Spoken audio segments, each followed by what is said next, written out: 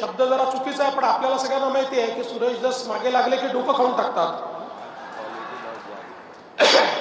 एवढा पाठपुरावा केला.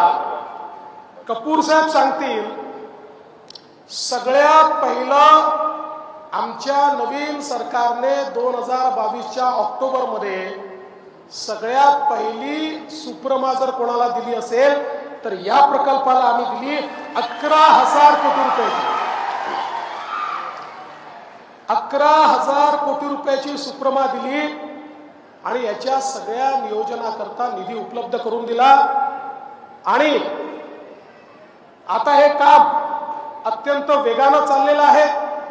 धाराशिव जिल्ह्यामध्येही आणि बीड जिल्ह्यातल्या या आष्टी तालुक्यामध्ये हे मोठ्या प्रमाणात पाणी आपण आणणार.